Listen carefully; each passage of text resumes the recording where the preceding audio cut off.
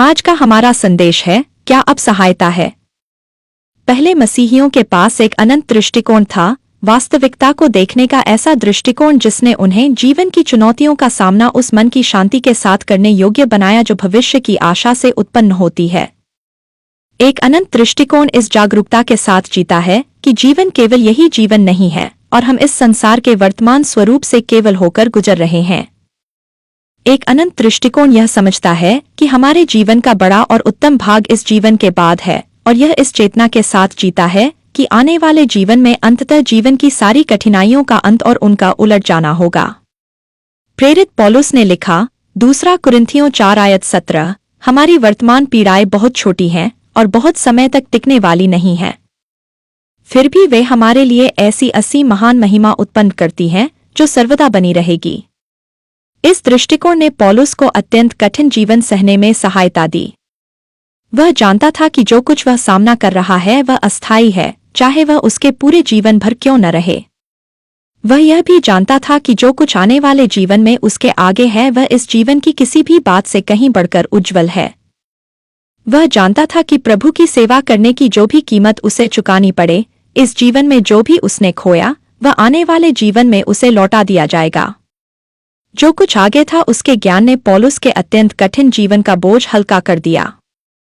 ध्यान दीजिए कि उसने आने वाले जीवन को महिमा कहा। पिछले शिक्षाओं में हमने यह बात कही है कि पवित्र शास्त्र में महिमा शब्द का उपयोग कई प्रकार से किया गया है। महिमा का संबंध सर्वशक्तिमान परमेश्वर से है। वह एक महिमामय अस्तित्व है जो महिमामय कार्य करता है। यह उस उद्धार के संबंध में भी प्रयुक्त होता है जो परमेश्वर हमें यीशु के द्वारा प्रदान करता है। मनुष्यों के लिए परमेश्वर की योजना यह है कि हम उस पर विश्वास के द्वारा उसके पुत्र और पुत्रियां बने, उसके आत्मा और जीवन, उसकी महिमा में सहभागी हों और उसे, उसकी महिमा को अपने चारों ओर की दुनिया में प्रतिबिंबित करें। पाप के कारण हम सब इस महिमा की स्थिति से गिर गए, परंतु यीशु ने क्रूस पर बलिदान स्वरूप मृत्यु सहन की ताकि हमारे लिए फिर से महिमा में बहाल होने का मार्ग खुल सके। जैसे हम पढ़ते हैं भजन संहिता 8:4 और 5, इब्रानियों 2:9 और 10। हाँ, परमेश्वर की अनुग्रह से यीशु ने संसार के हर मनुष्य के लिए मृत्यु का स्वाद चखा और यह उचित ही था कि परमेश्वर, जिसने सब कुछ बनाया और जिसके लिए सब कुछ बनाया गया, उसी के द्वारा अपने बहुत से बच्चों को अपनी महिमा में वापस ले आए। यीशु के दुख सहने के द्वारा परमेश्वर ने उसे सिद्ध अगुवा बनाया, ऐसा अगुवा जो उन्हें उनके उद्धार में पहुंचाने के योग्य है। हम अब परमेश्वर की महिमा में उसके वास करने वाले आत्मा और जीवन के द्वारा सहभागी हैं और उसके आत्मा के द्वारा जो हमारे भीतर कार्य कर रहा है, हम क्रमशः उस सब में पुनर्स्थापित किए जा रहे हैं जो वह चाहता है कि हम हों। जैसे हम 2 कुरिन्थियों 3:18 में पढ़ते हैं, हमारे शरीर अंततः महिमामय किए जाएंगे, अर्थात परमेश्वर के आत्मा और जीवन से जीवित किए जाएंगे, अमर और अविनाशी बनाए जाएंगे, मृतकों के पुनरुत्थान के समय जब यीशु लौटेगा। फिलिप्पियों 3:20 और 21 में हम पढ़ सकते हैं, बाइबल महिमा शब्द का उपयोग स्वर्ग और इस जीवन के बाद के जीवन के लिए भी करती है, जब हम प्रभु को आमने सामने देखेंगे और उसके साथ ऐसे स्थान में रहेंगे जहां निरंतर आनंद, प्रसन्नता, तृप्ति और कल्याण होगा, ऐसा जो हमने कभी अनुभव नहीं किया। भजन संहिता 73:24 से 25। हम भविष्य की महिमा के विषय में बहुत बात कर रहे हैं, अर्थात आने वाला जीवन और परमेश्वर की उस योजना की पूर्णता जिसमें वह पुत्रों और पुत्रियों का एक परिवार चाहता है जो पूरी तरह उसे महिमा दे और उसके साथ ऐसे संसार में रहें जो शोक, पीड़ा और मृत्यु से मुक्त हो। लेकिन यह प्रश्न उठता है, क्या अभी कोई सहायता नहीं है? इस प्रश्न का उत्तर देना आरंभ करने के लिए हमें एक टूटे हुए संसार, पाप से शापित पृथ्वी के कठोर यथार्थों को समझना होगा, साथ ही यह भी कि परमेश्वर हमारे जीवनों में क्या पूरा करने के लिए कार्य कर रहा है। इस गिरे हुए संसार में समस्या रहित जीवन जैसी कोई बात नहीं है। आप सब कुछ सही कर सकते हैं और फिर भी बातें बिगड़ सकती हैं। जब पहले मनुष्य आदम ने पाप किया तो भ्रष्टता और मृत्यु का शाप संपूर्ण मानव जाति और सारी पृथ्वी में प्रवेश कर गया। जैसे हम बाइबल से पढ़ते हैं, यूहन्ना 16:33, मत्ती 6:19, उत्पत्ति 2:17, अध्याय 3:17 से 19, रोमियो 5:12 से 14। हम प्रतिदिन इस शाप के परिणामों के साथ जीते हैं। हम ऐसे संसार में रहते हैं जहां चीजें जंग खाती हैं और टूट जाती हैं। हमारे पास नश्वर शरीर हैं जो बीमारी, चोट, बुढ़ापे और मृत्यु के अधीन हैं। हम प्रतिदिन स्वार्थी और भ्रष्ट लोगों के साथ, यहां तक कि दुष्ट लोगों के साथ भी व्यवहार करते हैं, जो ऐसे चुनाव करते हैं जिनका हमारे जीवन पर नकारात्मक प्रभाव पड़ता है। लोग जानना चाहते हैं कि बुरी बातें क्यों घटित होती हैं। संसार में इतना दुख, त्रासदी और हृदय विदारक पीड़ा क्यों है? इसका संक्षिप्त उत्तर है, क्योंकि पाप से शापित पृथ्वी पर जीवन ऐसा ही है। उद्धार इस जीवन को आपके अस्तित्व का सर्वोच्च आकर्षण बनाने के विषय में नहीं है। चाहे आपका जीवन अद्भुत और समस्यारहित ही क्यों न हो और आपके सब स्वप्न पूरे हो जाए, बुढ़ापा और मृत्यु अंततः उसे छीन लेते हैं। परमेश्वर उस सबकी पूर्ण और स्थायी पुनर्स्थापना और रूपांतरण की ओर कार्य कर रहा है जिसे पाप ने नष्ट कर दिया है। इसमें वे सब सम्मिलित हैं जो उस पर विश्वास करते हैं, और स्वयं पृथ्वी भी। जैसे हम पढ़ते हैं इफिसियों 1 आयत 4 से 5, प्रेरितों के काम 3 आयत 21। यह समझने के लिए कि इसका हमारे वर्तमान जीवन के लिए क्या अर्थ है जब हम इस पापशापित पृथ्वी पर यात्रा कर रहे हैं, हमें अपनी चर्चा में एक और तत्व जोड़ना होगा, वही बात जिसने पौलुस की सहायता की। पौलुस जानता था कि आने वाले जीवन में महिमा है, पर वह यह भी जानता था कि इस जीवन में परमेश्वर भलाई के लिए कार्य करता है। पौलुस ने लिखा, रोमियो 8 आयत 28, परमेश्वर उन सब बातों को मिलाकर भलाई उत्पन्न करता है जो उससे प्रेम रखते हैं। हर बात में परमेश्वर उन लोगों के लिए भलाई के लिए कार्य करता है जो उससे प्रेम रखते हैं और उसकी अभिप्रेत योजना के अनुसार बुलाए गए हैं। यहाँ भलाई का अर्थ है उपयोगी, लाभदायक और हितकर। आइए रोमियो 8 आयत 28 से 30 का प्रसंग पढ़े। हम जानते हैं कि जो लोग परमेश्वर से प्रेम रखते हैं और उसकी योजना के अनुसार बुलाए गए हैं, उनके लिए जो कुछ घटित होता है वह सब भलाई के एक स्वरूप में ढल जाता है। क्योंकि परमेश्वर ने अपनी पूर्वज्ञान में उन्हें चुना कि वे उसके पुत्र के परिवार की समानता धारण करें, ताकि वह बहुत से भाइयों में ज्येष्ठ ठहरे।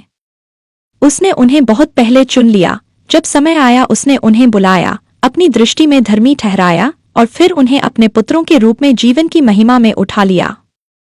परमेश्वर की अनंत योजना पवित्र पुत्रों और पुत्रियों का एक परिवार है जो चरित्र में मसीह के समान हो। यीशु परमेश्वर का मनुष्य बनना है, पूर्ण परमेश्वर और पूर्ण मनुष्य। अपनी मानवता में यीशु हमें दिखाता है कि परमेश्वर के पुत्र और पुत्रियां कैसे दिखाई देते हैं, उनका चरित्र और उनका आचरण कैसा होता है। परमेश्वर का परम उद्देश्य हमें फिर से महिमा में स्थापित करना है, ऐसे पुत्रों और पुत्रियों के रूप में जो पूर्णतः उसे महिमा दें, चरित्र, आचरण और शरीर में यीशु के समान, और फिर उसके साथ सदा इस नए बनाए गए पृथ्वी पर निवास करें। प्रकाशित वाक्य अध्याय 21 और 22 में हम यह स्पष्ट देखते हैं। परमेश्वर इतना महान और इतना विशाल है कि वह जीवन की कठिनाइयों को, यहाँ तक कि उन घटनाओं को भी जिन्हें वह स्वयं व्यवस्थित नहीं करता, अपनी उस परम योजना की सेवा में लगा सकता है जिसमें पुत्रों और पुत्रियों का एक परिवार हो जो अपने अस्तित्व के हर भाग में मसीह के समान हो और पूर्णतः उसे महिमा देने वाले हों। पौलुस यह जानता था और इससे उसके जीवन का बोझ हल्का हो गया। दूसरा कुरिन्थियों 4 आयत 17 में पौलुस ने लिखा कि जीवन की परेशानियां ऐसी महान महिमा उत्पन्न करती हैं जो सदा बनी रहेगी। जिस यूनानी शब्द का पौलुस ने उपयोग किया उसका अर्थ है पूरा करना, सिद्ध करना, समाप्ति तक पहुंचाना। परमेश्वर द्वारा बुराई को अपने अनंत उद्देश्य की पूर्ति के लिए काम में लाने का सबसे बड़ा उदाहरण यीशु का क्रूस पर चढ़ाया जाना है, एक घटना जिसकी योजना शैतान ने बनाई और जिसे दुष्ट मनुष्यों ने बुरे इरादों से पूरा किया। लूका 22 आयत 3। फिर भी प्रभु इस घटना का उपयोग करने में समर्थ था। वास्तव में प्रभु ने इसी घटना को उन सब के उद्धार के लिए उपयोग किया जो सर्वशक्तिमान परमेश्वर प्रभु यीशु मसीह के आगे अपना घुटना टेकते हैं। प्रेरित पतरस ने क्रूस पर चढ़ाए जाने का वर्णन इन शब्दों में किया। प्रेरितों के काम अध्याय 2 आयत 22 से 23। हे इस्राएल के लोगों, ये बातें सुनो। नासरत का यीशु, वह मनुष्य जिसे परमेश्वर ने तुम्हारे बीच सामर्थ के कामों, अद्भुत कार्यों और चिन्हों के द्वारा प्रमाणित किया, जिन्हें परमेश्वर ने उसके द्वारा तुम्हारे मध्य किया, जैसा कि तुम स्वयं जानते हो। उसी यीशु को परमेश्वर की निश्चित योजना और पूर्वज्ञान के अनुसार तुम्हारे हवाले किया गया, और तुमने उसे अधर्मियों के हाथों क्रूस पर चढ़ाकर मार डाला।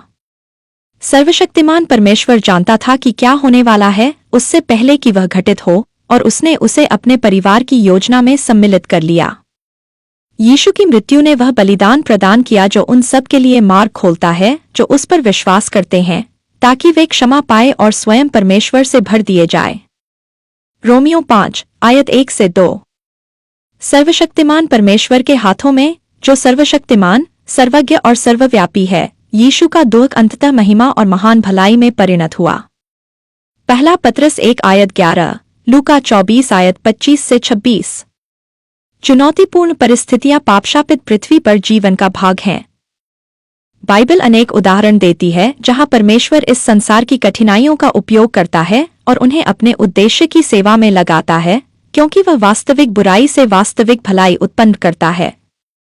हम यह भी देखते हैं कि परमेश्वर कभी कभी अल्पकालिक अस्थायी आशीषों, जैसे कि अभी आपकी परेशानियों को समाप्त कर देना, को स्थगित कर देता है ताकि दीर्घकालिक अनंत परिणाम पूरे किए जा सकें। हम इसे पौलुस के जीवन में देखते हैं। कुछ उदाहरणों पर विचार कीजिए। पौलुस की एक प्रचारक यात्रा के दौरान वह और सीलास मकिदुनिया, उत्तरी यूनान के एक नगर फिलिप्पी पहुंचे। उस नगर में उन्हें सफलता मिली, परंतु एक दुष्टात्मा से ग्रस्त दासी लड़की उनके पीछे पीछे चलने लगी और पुकारती रही, ये परम प्रधान परमेश्वर के दास हैं। प्रेरितों के काम 16 आयत 9 से 34 में हम पढ़ते हैं। उस आत्मा के कारण वह लड़की भविष्य बताती थी और अपने मालिकों के लिए बहुत धन कमाती थी। वह कई दिनों तक उनके पीछे चलती रही, जब तक कि अंततः पौलुस ने उस दुष्टात्मा को उसमें से निकाल नहीं दिया। उसके मालिक क्रोधित हो उठे और स्थानीय अधिकारियों के पास जाकर यह आरोप लगाया कि पौलुस और सीलास लोगों को रोमी व्यवस्था के विरुद्ध बातें सिखा रहे हैं। नगर के अधिकारियों ने पौलुस और सीलास को पकड़ लिया, उन्हें बुरी तरह पिटवाया और स्थानीय कारागार के सबसे भीतरी भाग में डाल दिया। उनके पैरों को बेड़ियों में जकड़ दिया गया। आधी रात को पौलुस और सीलास प्रार्थना कर रहे थे और परमेश्वर की स्तुति गा रहे थे कि अचानक भूकंप आया। कारागार के सब द्वार खुल गए और सब कैदियों की बेड़ियां टूटकर गिर पड़ी। जेलर जाग उठा और खुले हुए द्वार देखकर यह समझा कि कैदी भाग गए हैं, और वह अपने आप को मार डालने ही वाला था कि पौलुस ने पुकार कर कहा, ऐसा मत करो, हम सब यहीं हैं। जेलर कांपता हुआ पौलुस और सीलास के सामने गिर पड़ा और बोला, मुझे उद्धार पाने के लिए क्या करना चाहिए? उन दोनों ने जेलर के पूरे घराने को सुसमाचार सुनाया और सबने विश्वास किया और बपतिस्मा लिया। ध्यान दीजिए कि परमेश्वर ने इस पूरी घटना को घटित होने से नहीं रोका। उसने इसमें अनंत उद्देश्य की पूर्ति का मार्ग देखा। न केवल जेलर और उसका परिवार विश्वास में आए, परंपरा हमें बताती है कि वही जेलर बाद में फिलिप्पी की कलीसिया का अगुवा बना, बल्कि जब लोगों ने यह घटना सुनी तो और कितनों ने विश्वास किया होगा। कई वर्ष बाद जब पौलुस यरूशलेम में था, नगर के यहूदियों ने उस पर यह आरोप लगाया कि वह अन्य जाति क्षेत्रों में रहने वाले यहूदियों को मूसा की व्यवस्था छोड़ने की शिक्षा देता है। उन्होंने यह भी आरोप लगाया कि पौलुस ने अन्य जातियों को मंदिर में लाकर यरूशलेम के मंदिर को अपवित्र किया। जैसे हम पढ़ते हैं प्रेरितों के काम 21 अध्याय में, पूरा नगर उत्तेजित हो उठा और एक दंगा भड़क गया। उसका परिणाम यह हुआ कि पौलुस को रोमी सैनिकों ने हिरासत में ले लिया और रोमी अधिकारियों के सामने उपस्थित होने के लिए कैसरिया नगर भेज दिया गया। अंततः पौलुस को रोम भेजा गया ताकि उसका मुकदमा कैसर के सामने सुना जाए। पौलुस को रोम ले जाने वाला जहाज एक भयानक तूफान में फंस गया। मल्टा द्वीप के निकट जहाज उथले स्थान से टकराया, अटक गया और लहरों से टूट गया। जो तैर सकते थे वे तैरकर किनारे पहुंचे, और जो तैर नहीं सकते थे वे टूटे हुए जहाज के टुकड़ों के सहारे किनारे तक बहकर आए। द्वीप पर पहुंचने के बाद पौलुस को एक घातक सांप ने काट लिया, फिर भी वह मरा नहीं, जिससे द्वीप के लोगों पर गहरा प्रभाव पड़ा। बाद में पौलुस ने वहां के एक प्रधान अधिकारी के बीमार पिता पर हाथ रखे और वह चंगा हो गया और पूरा द्वीप प्रभावित हुआ। पौलुस और उसके साथी वहां 3 महीने तक रहे, जब तक कि एक जहाज उन्हें रोम ले जाने के लिए उपलब्ध न हो गया। परमेश्वर ने पौलुस की गिरफ्तारी क्यों नहीं रोकी, या जहाज को टूटने से क्यों नहीं बचाया, या सांप को काटने से क्यों नहीं रोका? क्योंकि परमेश्वर ने इस सब को अनंत उद्देश्यों के लिए उपयोग करने का मार्ग देखा। कितने लोगों ने इन घटनाओं के विषय में सुना होगा और यीशु पर विश्वास में आए होंगे? जब पौलुस रोम पहुंचा तो उसके मुकदमे के सुने जाने से पहले उसे 2 वर्षों तक बंदी रखा गया और वह नहीं जानता था कि वह जीवित रहेगा या मर जाएगा। उसे मृत्युदंड नहीं दिया गया और अंततः उसे रिहा कर दिया गया। इसी अवधि में पौलुस ने कई पत्र लिखे, जिनमें फिलिप्पी नगर के विश्वासियों के नाम एक पत्र भी सम्मिलित है, जो उसकी परिस्थितियों के प्रति उसके दृष्टिकोण की झलक देता है। फिलिप्पियों 1 आयत 12 से 14 में पौलुस ने लिखा, हे प्रिय भाइयों, मैं चाहता हूं कि तुम जानो कि जो कुछ मेरे साथ यहाँ हुआ है उसने सुसमाचार के प्रचार में सहायता ही की है। यहाँ तक कि राजमहल की पहरेदार सेना सहित सब लोग जानते हैं कि मैं मसीह के कारण बंधनों में हूँ, और मेरे बंधन के कारण बहुत से मसीही अधिक साहसी हो गए हैं और अधिक निर्भीकता से मसीह का वचन सुनाने लगे हैं। फिलिप्पियों 1 आयत 19, क्योंकि मैं जानता हूं कि तुम्हारी प्रार्थनाओं और मसीह के आत्मा की सहायता के द्वारा यह मेरे उद्धार का कारण ठहरेगा, मेरी रक्षा के लिए, मेरी आत्मा के आत्मिक स्वास्थ्य और कल्याण के लिए, और सुसमाचार के उद्धारक कार्य में सहायक होने के लिए। पौलुस जानता था कि चाहे कुछ भी हो, परमेश्वर कार्य कर रहा है और सब कुछ अपने परिवार के लिए अपनी अंतिम योजना की सेवा में लगा रहा है। पौलुस जानता था कि परमेश्वर वास्तविक बुराई से वास्तविक भलाई उत्पन्न कर सकता है। उस भलाई का कुछ भाग हम इस जीवन में देखते हैं और कुछ आने वाले जीवन में, जिस पर आगे के संदेशों में और चर्चा हम करेंगे। फिलिप्पियों को लिखे अपने पत्र में पौलुस ने आनंद शब्द या उसके रूपों का 12 बार उपयोग किया। फिलिप्पियों 3 आयत 1 में पौलुस ने लिखा, अंत में, हे मेरे भाइयों, प्रभु में आनंदित रहो। मैं तुम्हें यह बातें फिर से बताने में नहीं थकता, यह तुम्हारे ही भले के लिए है। फिलिप्पियों 4 आयत 4, प्रभु में सदा आनंदित रहो। मैं फिर कहता हूँ, आनंदित रहो। तुम्हें स्मरण होगा कि जब पौलुस और सीलास फिलिप्पी में कारागार में थे, तब वे प्रार्थना कर रहे थे और परमेश्वर की स्तुति गा रहे थे। प्रेरितों के काम 16 आयत 25। उस जहाज पर भी जो रोम जाते समय टूट गया, पौलुस ने जहाज के कर्मचारियों से कहा कि हिम्मत रखो। प्रेरितों के काम 27 आयत 22 से 26 पढ़ो, क्योंकि परमेश्वर ने उन्हें आश्वासन दिया था कि यद्यपि जहाज नष्ट होगा, वे सब जीवित बचेंगे। जिन यूनानी शब्दों का पौलुस ने उपयोग किया उनका अर्थ है प्रसन्न रहो, हर्षित रहो। इन शब्दों में से 1-2 शब्दों से मिलकर बना है, भला और मन। पौलुस ने फिलिप्पियों को यह नहीं कहा कि वे केवल भावनात्मक रूप से प्रसन्न अनुभव करें, बल्कि यह कि वे कष्टों के बीच अपने आप को उत्साहित करने के लिए परमेश्वर की कही हुई बातों को अपने मन में लाए। पौलुस परमेश्वर के प्रति किसी मात्र भावनात्मक प्रतिक्रिया की बात नहीं कर रहा था। उसने एक अन्य पत्र में स्वयं को कठिनाइयों के बीच शोकित होते हुए भी आनंदित बताया है। दूसरा कुरिन्थियों 6 आयत 10 में हम देख सकते हैं, पौलुस हर परिस्थिति में परमेश्वर को स्वीकार करने की बात कर रहा था, उसकी स्तुति करके कि वह कौन है और क्या करता है, इसलिए नहीं कि मन करता है, बल्कि इसलिए कि सर्वशक्तिमान परमेश्वर की स्तुति करना सदा उचित है। पौलुस जानता था कि जब हम परमेश्वर की स्तुति करते हैं, तब हम उसे महिमा देते हैं और अपने सृजे जाने के उद्देश्य को पूरा करते हैं। भजन संहिता 50 आयत 23 कहता है, जो स्तुति को बलिदान के रूप में चढ़ाता है वह मुझे महिमा देता है, और वह मार्ग तैयार करता है ताकि मैं उसे परमेश्वर का उद्धार दिखा सकूं। पौलुस ने अपने अनेक कष्टों को इस जीवन के बाद के जीवन की तुलना में क्षणिक और हल्का समझा और परमेश्वर की स्तुति के द्वारा अपने मन को उस वास्तविकता पर स्थिर रखा। दूसरा कुरिन्थियों 4 आयत 18 पौलुस कहता है, जो बातें दिखाई देती हैं वे सदा नहीं रहती, पर जो बातें दिखाई नहीं देती वे अनंत हैं, इसलिए हम अपना मन उन बातों पर लगाते हैं जो दिखाई नहीं देती। पौलुस समझता था कि अनंत वास्तविकताएं अस्थायी सुख सुविधाओं से अधिक महत्वपूर्ण हैं। अपने पत्र में उसने फिलिप्पियों को अपना आनंद और मुकुट कहा। फिलिप्पियों 4 पढ़े। आने वाले जीवन में पौलुस का प्रतिफल यह होता कि ये लोग उसके साथ प्रभु की उपस्थिति में होते। पौलुस का जीवन अनुभव हमें दिखाता है कि परमेश्वर हमेशा जीवन की परेशानियों को रोकता नहीं, पर वह हमें उनके बीच से निकालते हुए ले चलता है जब तक कि अंततः हमें उनसे बाहर न ले आए, और प्रभु उन्हें अपने परिवार के लिए अपनी अनंत योजना की सेवा में लगा देता है, उनसे भलाई उत्पन्न करता है। कुछ परिणाम इस जीवन में दिखाई देते हैं और कुछ आने वाले जीवन में। तुम शायद सोच रहे हो, यह पौलुस के लिए सत्य था, पर मैं तो कोई विशेष व्यक्ति नहीं हूं। बाइबल हमें साधारण लोगों के उदाहरण देती है जो साधारण काम करते थे और परमेश्वर ने उन्हें भी अपने परिवार की योजना में बुन लिया।